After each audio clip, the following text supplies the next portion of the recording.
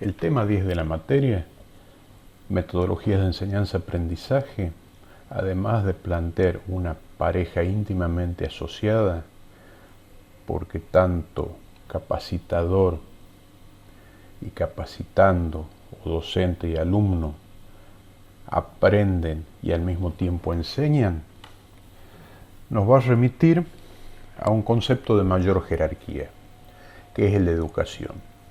Normalmente todos tenemos una noción intuitiva de lo que significa esta palabra. Su definición más clásica está asociada con una institución social, es decir, la que genera, la que estimula, la que promueve, ¿sí?, las normas y los protocolos necesarios para que las sociedades, los integrantes de esa sociedad, adquieran habilidades, conocimientos y la ampliación de sus propios horizontes personales. ¿Por qué todas las sociedades le dan una importancia tan grande a la educación? Porque es la que permite formar valores, actitudes, formas de pensar y actuar de las personas. Cada sociedad entonces decide cuáles son esos valores y esas actitudes y esas formas de pensar de acuerdo a su manera particular de interpretar el mundo. Por eso también se dice que la educación es ingeniería social, porque está vinculada con distintos proyectos políticos que pueden traducirse en contar con trabajadores disciplinados, con profesionales al servicio de las élites gobernantes o con cualquier otro proyecto de sociedad y de país. Fue muy clásico en Argentina y es un ejemplo citado permanentemente, ¿sí?, el proyecto de la presidencia de Sarmiento, por el cual Argentina, en el aspecto educativo, se destacó durante muchísimos años del resto de América Latina, porque se propuso una educación básica y universal para todos los pobladores y que tenía también el objetivo de socializar a la enorme cantidad de inmigrantes que aparecieron en esos años. La educación, a su vez, se relaciona con conocimiento y con saber. Y vamos a llamar conocimiento a lo que está más relacionado con información, con la teoría de algo. Ahora, esa información también puede adquirirse a través de la práctica, es decir, la experiencia vital, la experiencia lograda con los años respecto a algo. Incluso, coloquialmente, en el idioma español, nosotros hablamos de conocimiento cuando nos referimos a que hemos tenido contacto con alguien. Nosotros hemos conocido a fulano, hemos conocido a mengano, o conozco a fulano, o conozco a mengano. Mientras el saber trata de un proceso muy complejo por el cual cada persona se apropia de ese conocimiento, lo reinterpreta y lo articula con su propio sistema de sentido. De todas maneras, también conocimiento y saber forman una pareja inseparable. Si nosotros podemos, ¿sí?, reunir estos conceptos de conocimiento, saber, enseñanza, aprendizaje, relacionarlos con los distintos contextos históricos, políticos y sociales, a su vez influidos por los valores culturales que las distintas sociedades encuentran positivos para transmitir, podemos hacer una gran división en cuanto a sistemas educativos. Vamos a tener por un lado los de cuño conductista y por otro lado los constructivistas. Los conductistas van a estar representados o más asociados con la reproducción de comportamientos, de habilidades, de destrezas, de información. Mientras que los constructivistas van a estar del lado de lograr un conocimiento y un saber más autónomo. No existen, como en las ciencias sociales en general, divisiones taxativas. Todo sistema educativo, ¿sí?, es una gama de grises, y a lo largo de la etapa de este sistema y del desarrollo biológico de los seres humanos, a veces se hace hincapié en el modelo conductista, como sucede en las primeras etapas del aprendizaje, que más relacionadas con la socialización, mientras que los modelos constructivistas están más pensados cuando se orientan a etapas de la evolución biológica más complejas, quiere decir con alumnos de más edad, que permitan algún grado de autonomía. ¿Por qué nos interesa hablar de educación? Porque vamos a hablar también de extensión rural. Dijimos que la educación era una institución social.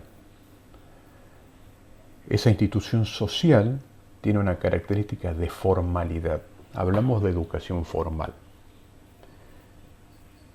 Eso quiere decir que un sistema educativo formal va a estar estructurado jerárquicamente. Por ejemplo, educación inicial, que puede ser el jardín de infantes, educación primaria, secundaria, terciaria, el sistema universitario o el subsistema universitario. Va a estar ordenada de manera cronológica. Hay que hacerlos de acuerdo con ese orden. Uno no puede hacer el universitario y después el primario, porque está establecido un orden jerárquico. Y además, en todas las sociedades modernas, actuales, va a estar determinado un currículum o currículo, un plan de estudio, es decir, los contenidos, cómo se aprende, cuál es la didáctica, cómo se evalúa, qué condiciones hay que cumplir para aprobar, de tal manera de obtener una certificación final. Pero también los procesos educativos abarcan una serie de prácticas no formalizadas, entendida como toda aquella relacionada u organizada fuera del sistema formal. Y en este caso, para los ingenieros agrónomos, para los zootecnistas, para las ciencias agropecuarias en general, la extensión rural es un proceso educativo, un modelo de educación que contribuye a la mejora de las condiciones de vida de los agricultores. Como tal, la extensión rural nació prácticamente con la consolidación de la agronomía como ciencia hacia la primera mitad del siglo XIX, y después se fue consolidando en distintos modelos, pero siempre con el foco, ¿sí?, de la mejora en las condiciones de vida de los agricultores. ¿En qué se distingue? Además de que no es formal, se hace por fuera de lo sistemático. Se distingue también en la forma de abordaje, en los métodos que va a enseñar, ¿sí?, de tal manera de tener un resultado distinto.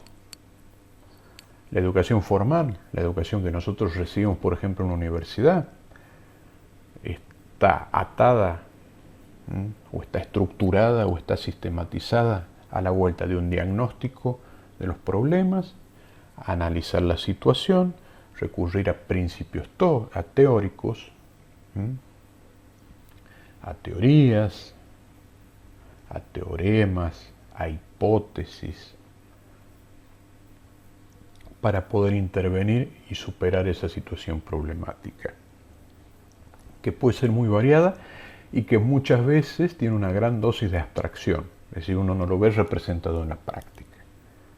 La extensión rural como educación no formal está mucho más relacionada con encontrar soluciones a problemas concretos de la práctica productiva. Y si bien hace uso, ¿sí?, de información y de teorías, está más anclada a la recreación de saberes, saberes que tienen los mismos productores. En ese sentido, ¿sí?, busca o está más vinculada al saber, ¿sí?, más saber y menos conocimiento, es decir, menos información. Usamos aquí conocimiento como sinónimo de información, pero más saber. Va a ser menos sistematizada, no va a ser jerarquizada, no va a ir avanzando por nivel, pero va a ser más efectiva, porque va a apuntar mejor a los problemas concretos, definidos, y se va a fijar menos en los conceptos teóricos abstractos, pero más en las habilidades. Habilidades que también podemos llamar competencias. Cuando hablamos de extensión rural y habilidades o competencias no en el sentido de ser mejor en una justa deportiva, ¿sí?, en ser mejor que otros, sino en la capacidad de los seres humanos, ¿sí?, para tomar conocimientos y constituir un modelo interno de percepción, habilidades manuales, intelectuales y de relacionamiento, por eso hablamos también de habilidades sociales, que se articulan de una forma organizada para responder a una determinada situación. Así como la educación formal busca conocimientos y habilidades, de alguna manera en la educación no formal esa carga se invierte, más centrada en habilidades que en conocimientos, aunque estos dos componentes son necesarios siempre. Las habilidades nos van a permitir identificar la situación problemática, poder agilarla, saber enfrentarla. Por eso hablamos de un patrón repetible, es decir, un modelo de identificación, de trabajo. Buscar la información necesaria, una vez definido ese problema, seleccionar conocimientos relevantes.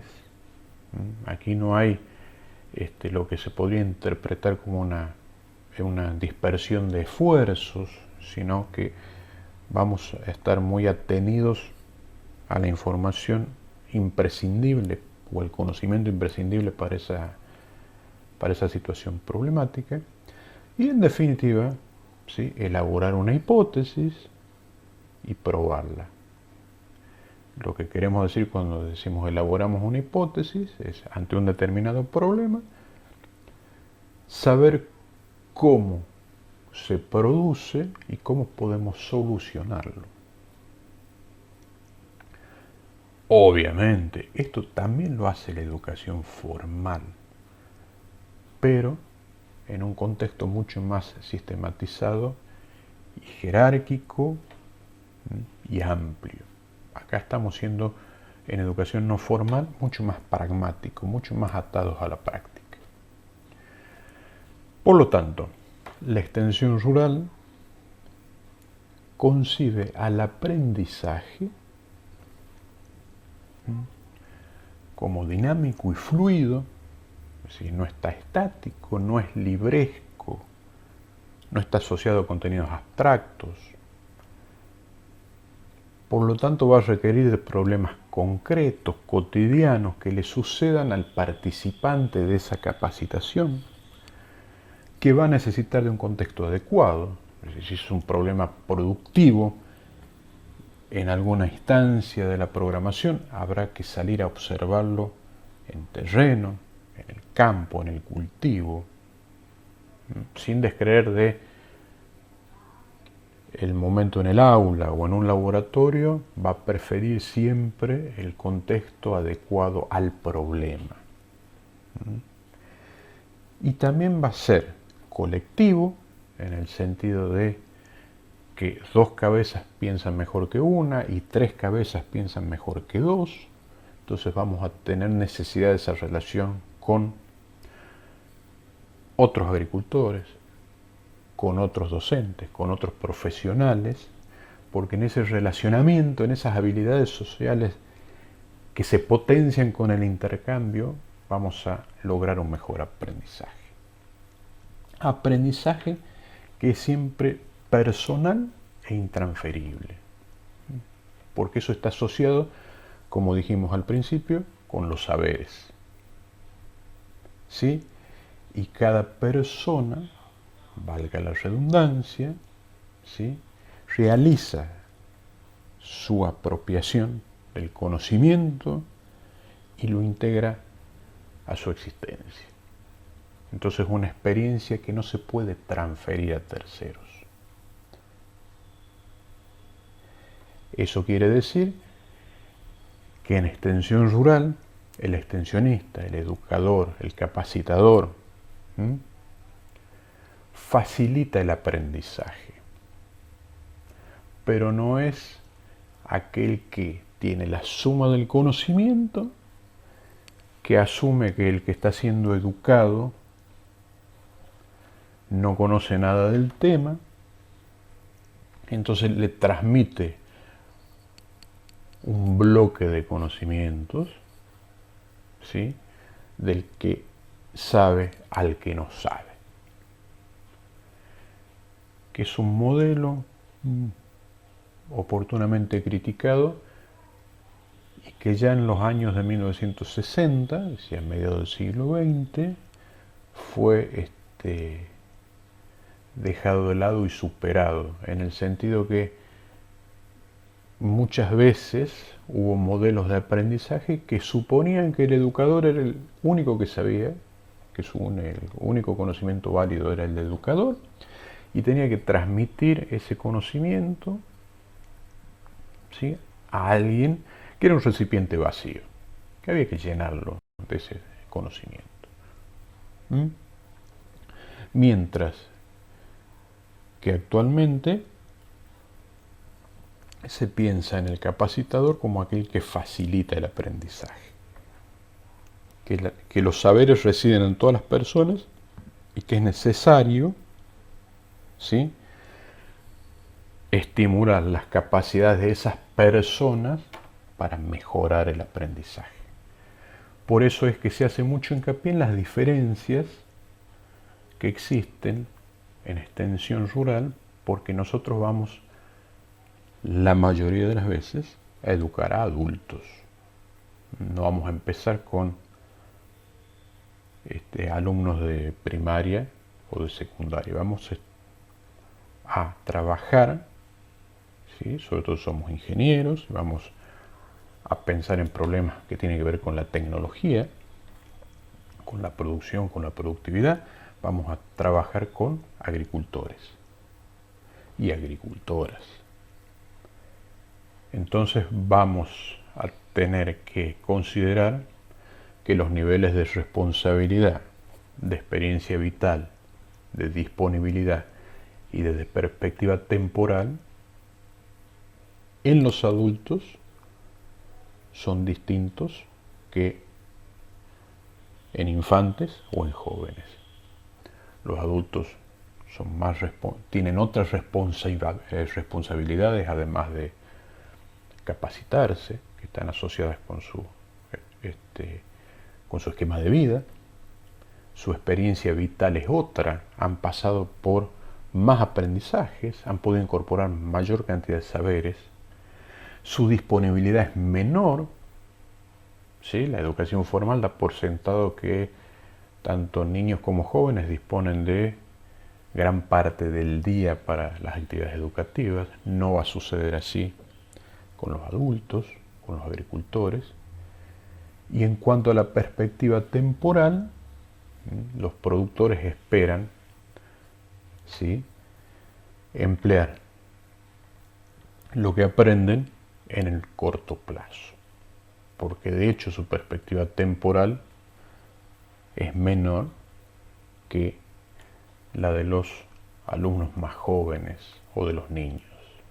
Entonces, va a ser necesario, ¿sí?, tener en cuenta estas características.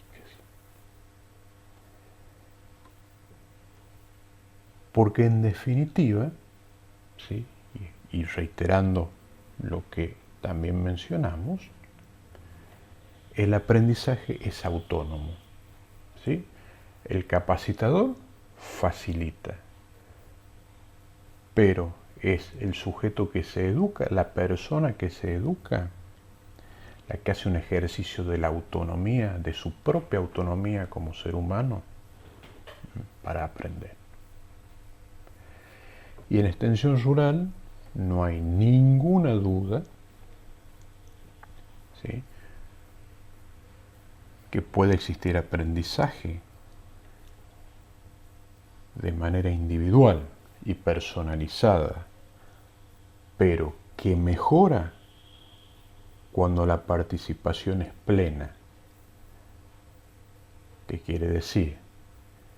Que quienes van a ser objetos de esa acción educativa, los agricultores, los productores, puedan participar en la selección de contenidos, en la programación de las actividades, cronogramas, cantidad de horas, formas de abordaje, en la realización, en qué instancia, cuándo, dónde, y por supuesto en la evaluación. De tal manera que ese aprendizaje personal y autónomo se vea potenciado por la participación.